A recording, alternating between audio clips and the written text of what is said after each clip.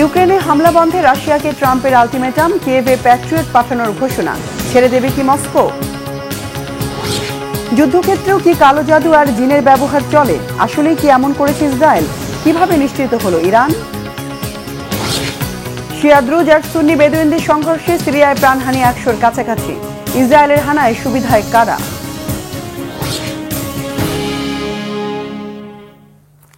আসসালামু আলাইকুম, দেখছিলেন Bangla vision world news headline. ইউক্রেনের সাথে মিটমাট করে শান্তি প্রতিষ্ঠায় রাশিয়াকে 50 দিনে সময়সীমা বেঁধে দিয়েছেন মার্কিন প্রেসিডেন্ট ডোনাল্ড ট্রাম্প। শর্ত না মানলে রাশিয়ার মিত্রদের উপর শতভাগ শুল্ক আরোপের হুঁশিয়ারিও দিয়েছেন। এখানেই শেষ নয়, রাশিয়ার আপত্তি আমলে না নিয়ে মার্কিন আকাশ প্রতিরক্ষা ব্যবস্থা প্যাট্রিয়টের চালান ইউক্রেনে পাঠানোর ঘোষণাও দিয়েছেন তিনি। রাশিয়ার প্রতি আচমকা বিরূপ আচরণের মাধ্যমে কি ইঙ্গিত দিচ্ছেন ট্রাম্প? তাহলে কি অভিমান ভেঙে আবারও ইউক্রেনের পাশে দাঁড়াচ্ছে যুক্তরাষ্ট্র? বিস্তারিত মীর ফজলে রাব্বির ডেস্ক রিপোর্টে। 28 ফেব্রুয়ারি 2025, সেদিন যেন ওভাল অফিসের ভেতর রীতিমতো ঝড় বয়ে গিয়েছিল। মার্কিন প্রেসিডেন্ট ডোনাল্ড ট্রাম্প ও ভাইস প্রেসিডেন্ট জেডি ভ্যান্সের সাথে বৈঠকে সংবাদ মাধ্যমের সামনেই বাকবিতণ্ডায় জড়িয়েছিলেন ইউক্রেনের প্রেসিডেন্ট ভলোদিমির জেলেনস্কি। এই ঘটনার পর ধীরে ধীরে ছেদ পড়তে শুরু করে যুক্তরাষ্ট্র ও ইউক্রেনের বন্ধুত্বে। ইউক্রেনের জন্য সামরিক সহায়তা সাময়িকভাবে স্থগিত রাখার সিদ্ধান্ত নেন ট্রাম্প। ফলে ধারণা করা হচ্ছিল ইউক্রেনের জন্য হয়তো বন্ধ হতে চলেছে হোয়াইট হাউসের দরজা। সেই ঘটনার পর জেলেনস্কিও বিকল্প কূটনীতির পথে আগাতে শুরু করেন। ইউরোপের নেতাদের সাথে একের পর এক বৈঠকে বসে সম্পর্ক উন্নয়নের জোর প্রচেষ্টা চালান তিনি। তবে নানামুখী চাপ ও উৎপাদন ঘাটতির কারণে ইউক্রেনকে প্রতিশ্রুতি অনুযায়ী সামরিক সহায়তা দিতে ব্যর্থ হয় ইউরোপের দেশগুলো। রাশিয়ার সঙ্গে সরাসরি সংঘাতে জড়িয়ে পড়ার আশঙ্কায় ইউক্রেনকে অস্ত্র সরবরাহে অস্বীকৃতি জানাতে শুরু করে ফ্রান্স, স্পেন ও বেলজিয়ামের মতো দেশগুলো। সবশেষ জার্মানিও জানিয়ে দেয় ইউক্রেনকে আর প্যাট্রিয়ট বিমান প্রতিরক্ষা ব্যবস্থা দিতে পারবে না দেশটি। একদিকে মিত্র দেশগুলোর সহায়তা হ্রাস, অন্যদিকে রাশিয়ার কৌশলগত অগ্রগতি ও আক্রমণ বৃদ্ধি, সব মিলিয়ে যুদ্ধের ময়দানে কার্যত একা হয়ে যাওয়ার ঝুঁকিতে পড়ে ইউক্রেন। তবে ইউক্রেনের এমন নাজুক পরিস্থিতিতে আবারও দেশটির পাশে বটবৃক্ষের মতো দাঁড়ালো যুক্তরাষ্ট্র। 14 জুলাই হোয়াইট হাউসে ইউক্রেনকে আরও অস্ত্র সরবরাহের ঘোষণা দিয়েছেন মার্কিন প্রেসিডেন্ট ডোনাল্ড ট্রাম্প। ন্যাটোর প্রধান মার্ক রুটের সঙ্গে এক বৈঠকে ট্রাম্প বলেন, যুক্তরাষ্ট্র ইউক্রেনকে প্যাট্রিয়ট এয়ার ডিফেন্স সিস্টেম এবং অন্যান্য ক্ষেপণাস্ত্র সহ কোটি কোটি ডলারের সামরিক সরঞ্জাম পাঠাবে, আর এই অস্ত্রের খরচ বহন করবে ন্যাটোর সদস্য দেশগুলো। ট্রাম্প আরও জানিয়েছেন, যদি রাশিয়ার প্রেসিডেন্ট ভ্লাদিমির পুতিন ইউক্রেনের সঙ্গে শান্তি চুক্তি করতে ব্যর্থ হন, তাহলে তিনি 50 দিনের মধ্যে অত্যন্ত কঠোর শুল্ক আরোপ করবেন। কিন্তু প্রশ্ন হল, যে জেলেনস্কির বিরুদ্ধে তৃতীয় বিশ্বযুদ্ধ নিয়ে জুয়া খেলার অভিযোগ তুলেছিলেন ট্রাম্প, তাকেই কেন আবার সামরিক সহায়তার হাত বাড়িয়ে দিচ্ছেন? বিশ্লেষকদের মতে ভ্লাদিমির পুতিনকে আলোচনার টেবিলে আনতেই এমন শক্ত পদক্ষেপ নিচ্ছেন ট্রাম্প। আমার মনে হয় ডোনাল্ড ট্রাম্প বুঝতে পেরেছেন ইউক্রেন সমস্যার সমাধানে পুতিনই একমাত্র বাধা। ট্রাম্প ইউক্রেনের প্রতি যে সমর্থনের ইঙ্গিত দিয়েছেন তা গত 6 মাসের তুলনায় আরও শক্তিশালী। ট্রাম্পের এই সিদ্ধান্ত ন্যাটোতে ঐক্য বৃদ্ধি করবে। ন্যাটো এখন রাশিয়ার বিরুদ্ধে আরও ঐক্যবদ্ধ হবে। যুক্তরাষ্ট্র থেকে অস্ত্র না পাঠিয়ে কেন ন্যাটোর মাধ্যমে পাঠানো হচ্ছে সেটিরও ব্যাখ্যা দিয়েছেন সাবেক এই কূটনীতিক। তার মতে যুক্তরাষ্ট্র সরাসরি অস্ত্র পাঠাতে গেলে নানা জটিলতার জেরে তা বিলম্ব হতে পারে। ন্যাটো জোটের সদস্য দেশগুলো থেকে কম সময়ে সহজেই এসব এয়ার ডিফেন্স সিস্টেম ইউক্রেনে পাঠানো যাবে। ইউক্রেনে এয়ার ডিফেন্স সিস্টেম পাঠানোর পর এসব দেশ ঘাটতি পূরণে আবার যুক্তরাষ্ট্রের কাছ থেকেই সেগুলো পুনরায় ক্রয় করবে। ফলে এই কৌশলে যুক্তরাষ্ট্রেরই লাভের পাল্লা ভারী হবে। মীর ফজলে রাব্বি, বাংলা ভিশন। ইসরায়েলের বিরুদ্ধে 12 দিনের যুদ্ধের পর জাতীয় নিরাপত্তার প্রতিরক্ষা খাতের দুর্বলতাগুলো হাড়ে হাড়ে টের পাচ্ছে ইরান। এর থেকে শিক্ষা নিয়ে দেশবিরোধী গুপ্তচরদের সমূলে বিনাশের কঠোর নীতি বাস্তবায়ন শুরু করেছে তেহরান। আইন সংশোধন করে দোষী গুপ্তচরদের মৃত্যুদণ্ডের বিধান চালু করা হয়েছে। সেই সাথে দণ্ডিতদের সম্পদ জব্দের আইন করেছে ইরান। বিস্তারিত ডেস্ক রিপোর্টে। ইরানে এখন থেকে গুপ্তচর বৃত্তির অপরাধে দেওয়া হবে মৃত্যুদণ্ড। ইরানের সংসদে এ সংক্রান্ত একটি আইন সংশোধনী বিপুল সংখ্যাগরিষ্ঠতায় গৃহীত হয়। ইরান ফ্রন্ট পেজের তথ্য অনুসারে নতুন বিধান অনুযায়ী কেউ যদি গুপ্তচর বৃত্তির দায়ে দোষী সাব্যস্ত হন তবে তাকে মৃত্যুদণ্ড দেওয়া হবে এবং তার সম্পত্তিও জব্দ করা হবে। সংশ্লিষ্ট কর্তৃপক্ষের মতে জাতীয় নিরাপত্তা রক্ষার স্বার্থে এই কঠোরতা প্রয়োজনীয় হয়ে পড়েছে। সংশোধিত আইনের আওতায় যদি কোনো ব্যক্তির বিরুদ্ধে শত্রু রাষ্ট্র বা গোষ্ঠীর পক্ষে গুপ্তচর বৃত্তি, গোয়েন্দা কার্যক্রম বা অন্য যে কোনো ধরনের গোপন অপারেশনে জড়িত থাকার প্রমাণ পাওয়া যায় তবে তাকে সর্বোচ্চ শাস্তির মুখোমুখি হতে হবে। একই সঙ্গে রাষ্ট্র কর্তৃক তার সম্পত্তি জব্দ করা হবে। নতুন আইনে আরও উল্লেখ করা হয়েছে, শত্রু রাষ্ট্রকে অর্থনৈতিক, প্রযুক্তিগত বা সামরিক সহায়তা প্রদান করা আইনত দণ্ডনীয় অপরাধ হিসেবে গণ্য হবে। এই ধরনের অপরাধের জন্য দীর্ঘমেয়াদী কারাদণ্ড সহ অন্যান্য কঠোর শাস্তির বিধান রাখা হয়েছে। বিলটির সংশোধিত প্রস্তাবে অবৈধ যোগাযোগ প্রযুক্তি যেমন স্টারলিং ব্যবহার করে রাষ্ট্রবিরোধী কর্মকাণ্ড পরিচালনা বা ষড়যন্ত্রমূলক পরিকল্পনা বাস্তবায়নের উপর স্পষ্ট নিষেধাজ্ঞা আরোপ করা হয়। একই সঙ্গে সাইবার হামলা, গুপ্তচর বৃত্তির উদ্দেশ্যে ড্রোনের ব্যবহার এবং বিদেশি গণমাধ্যমে সংবেদনশীল তথ্য সরবরাহ করাকে দণ্ডনীয় অপরাধ হিসেবে বিবেচনা করা হয়েছে।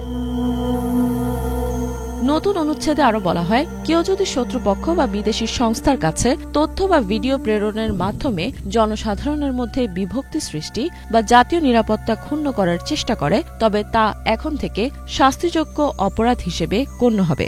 এই ধরনের অপরাধের জন্য কঠোর শাস্তির বিধান রাখা হয়েছে, যার মধ্যে রয়েছে দীর্ঘমেয়াদী কারাদণ্ড এবং দোষী প্রমাণিত ব্যক্তিকে সরকারি বা জনসেবামূলক যে কোনো পদ থেকে স্থায়ীভাবে অপসারণের ব্যবস্থা।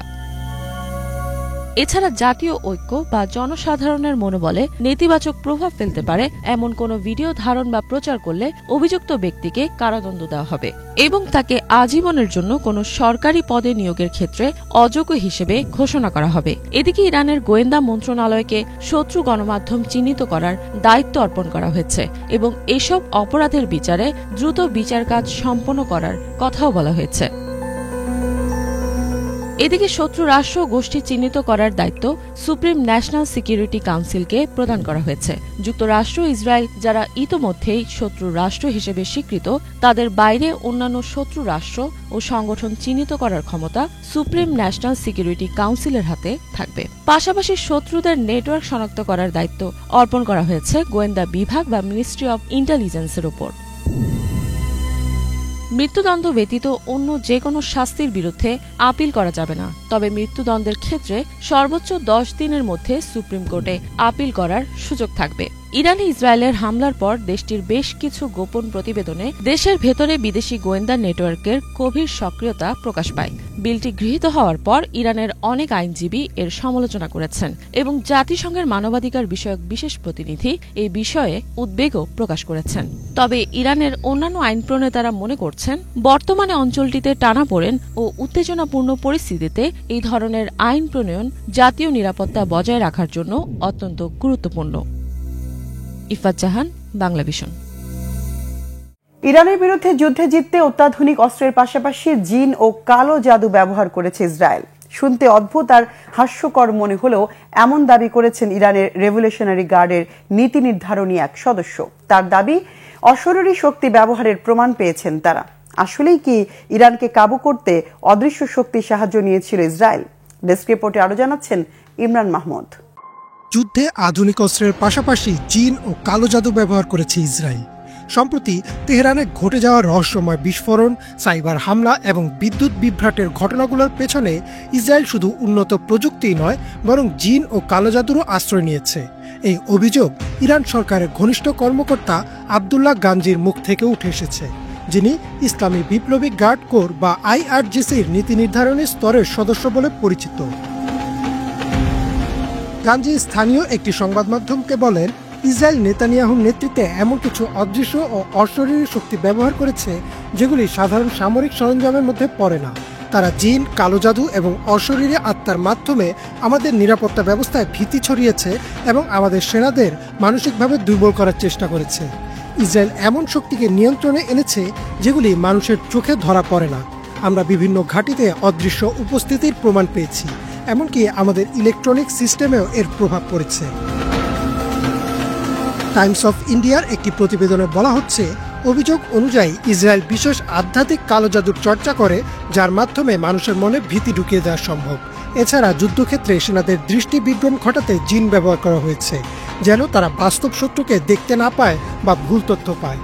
পবিত্র কোরআনে জিনের অস্তিত্বের কথা বলা হলেও আধুনিক যুদ্ধে তাদের ব্যবহার নিয়ে কোনো স্বীকৃত তথ্য বা প্রমাণ নেই। উইয়নের একটি প্রতিবেদনে বলা হচ্ছে, বিশ্লেষকরা মনে করছেন ইরান এই অভিযোগকে কৌশলগত ব্যর্থতার ব্যাখ্যা হিসেবে ব্যবহার করছে। সম্প্রতি তেহরান ও অন্যান্য গুরুত্বপূর্ণ স্থাপনায় একের পর এক বিস্ফোরণ ও অজানা সাইবার আক্রমণের পর ইরান সরকারের ওপর অভ্যন্তরীণ চাপ অনেক বেড়ে গেছে। স্থানীয় জনগণ এবং শীর্ষ পর্যায়ে নিরাপত্তা বিশ্লেষকরা জানতে চাইছেন, কেন আধুনিক প্রতিরক্ষা ব্যবস্থা এত সহজে ভেঙে ফেলা হলো। এই প্রশ্নের জবাব হিসেবে সরকার প্রথাগত বৈরী গুপ্তচর বা সাইবার হামলার যুক্তির পাশাপাশি এমন কিছু ব্যাখ্যা হাজির করছে যা অতিপ্রাকৃত বা ধর্মীয় বিশ্বাসের সঙ্গে মেলে। ইসরায়েলি প্রতিরক্ষা মন্ত্রণালয় বা প্রধানমন্ত্রী বেনিয়ামিন নেতানিয়াহুর দপ্তর এই বিষয়ে কোনো আনুষ্ঠানিক বিবৃতি দেয়নি। জেরুজালেম পোস্টের একটি প্রতিবেদনে বলা হয়েছে, ইসরায়েলি নিরাপত্তা কর্মকর্তারা এই অভিযোগকে মধ্যযুগীয় কুসংস্কার আখ্যা দিয়ে উড়িয়ে দিয়েছেন। তাদের মতে এটি ইরানের মনস্তাত্ত্বিক প্রতিরক্ষা, অর্থাৎ নিজেদের দুর্বলতা ঢাকতে এমন কল্পকাহিনী তৈরি করা হচ্ছে। তবে ইসরায়েল বরাবরই ইরানের পরমাণু স্থাপনায় হামলা ও নাশকতার অভিযোগের মুখোমুখি হয়েছে। 2020 সালে নাতাঞ্জ পারমাণবিক স্থাপনায় রহস্যময় বিস্ফোরণের পরও ইরান সরাসরি ইসরায়েলকে দায়ী করেছিল, কিন্তু সেসব ঘটনায় জিন বা কালো জাদু প্রসঙ্গ কখনো আসেনি। বিশেষজ্ঞরা বলছেন, এই দাবি ইরানের প্রচারণার অংশ হতে পারে, কারণ বৈজ্ঞানিক বা নিরপেক্ষ পর্যবেক্ষক দল এই অভিযোগের সত্যতা যাচাই করেনি। বরং আন্তর্জাতিক পর্যবেক্ষকরা মনে করছেন, ইরানের সেনাবাহিনী ও অভ্যন্তরীণ গোয়েন্দা সংস্থার মধ্যে বিভ্রান্তি তৈরি হয়েছে। সেই বিভ্রান্তিকে অদৃশ্য শত্রুর হাতিয়ার হিসেবে বর্ণনা করা হচ্ছে। মধ্যপ্রাচ্যের নিরাপত্তা বিশ্লেষক হান্না রেইনহার্ট উইয়নকে বলেন, ইরান জানে এই বক্তব্য আন্তর্জাতিক অঙ্গনে হাস্যরসের সৃষ্টি করবে, কিন্তু অভ্যন্তরীণ রাজনীতিতে এটি কার্যকর হতে পারে, কারণ ধর্মীয় মূল্যবোধ ও অতিপ্রাকৃতিক বিশ্বাস দেশটির জনগণের মধ্যে গভীরভাবে প্রথিত। ইরানের অভ্যন্তরীণ মহলেও এই বক্তব্য নিয়ে নানান প্রতিক্রিয়া দেখা গেছে। কেউ কেউ একে মানসিক চাপের বহিঃপ্রকাশ হিসেবে দেখছেন, আবার কিছু রক্ষণশীল গোষ্ঠী বলছে অতিপ্রাকৃত শক্তির ব্যবহার অসম্ভব কিছু নয়, কারণ শত্রুরা ইসলামের শত্রু। অন্যদিকে প্রগতিশীল বুদ্ধিজীবীরা এটিকে উদ্ভট প্রোপাগান্ডা বলে কটাক্ষ করছেন।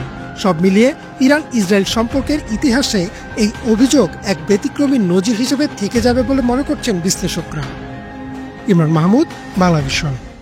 এদিকে যুদ্ধবিরতিতে বিশ্বাস না থাকায় নতুন অভিযানের জন্য ইরান সদা প্রস্তুত আছে বলে হুঁশিয়ার করেছেন দেশটির প্রতিরক্ষা মন্ত্রী ব্রিগেডিয়ার জেনারেল আজিজ নাসিরজাদে। তুরস্ক ও মালয়েশিয়ার প্রতিরক্ষা মন্ত্রীর সঙ্গে ফোন আলাপে ব্রিগেডিয়ার নাসিরজাদে কথা বলেছেন।